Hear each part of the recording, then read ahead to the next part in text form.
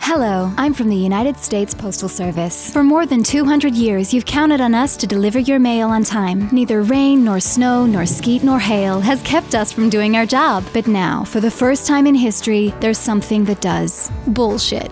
Introducing our new Postmaster General, appointed by the President himself. Does he have experience in running a postal service? Of course not. But he has many years' experience in donating millions of dollars to these guys. That's what makes him perfectly qualified for running the Postal Service. Off a fucking cliff. In just a few weeks, he managed to slow our deliveries down to a trickle, dismantle mail sorting machines across the country, fire and reassign our executives to sow confusion, and abduct mailboxes from your neighborhood. Bullshit! Thankfully, the bullshit was so egregious that it brought the nation together for once, forcing this stooge to back off. For now, bullshit doesn't just hinder the brave workers of the Postal Service, many of whom have given their lives to keep delivering mail during a deadly pandemic. It also makes it harder for you to vote in the coming election, an election in which millions more will use mail-in ballots to avoid standing in line for hours at a polling station during a deadly pandemic. Does mail-in voting favor one party over another? No. In Colorado, where most people voted by mail, Republicans flipped a Senate seat and won a majority in the state Senate. Is it open to fraud? No. As this big sack of shit admitted under oath, there's no evidence for concern about mail-in ballot fraud. Even this coven of corporate edgelords has said so. Again, in states that mostly use mail-in voting, fraud affected only a handful of ballots out of millions cast. You know what does skew the results of an election?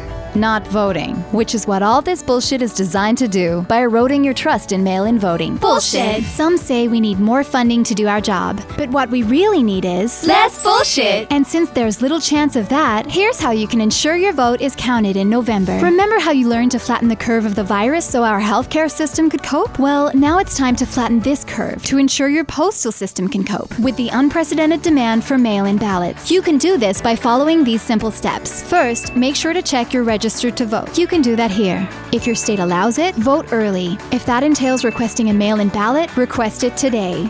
Today. Complete your ballot carefully and mail it off as fast as possible to ensure we can get it in by your state's deadline. Late ballots won't be counted. Some states have drop boxes where you can take your ballot in person. Or fuck it, just go to a rich neighborhood and use a mailbox there. It'll arrive on time. None of this favors any one party over the other, but it will ensure that whoever wins the election, we can still claim to be a democracy after this November. US Postal Service. We deliver for you in rain, snow, hail, and even bullshit. Authorized by the Department for Delivering Mail, and also arresting con men on luxury yachts.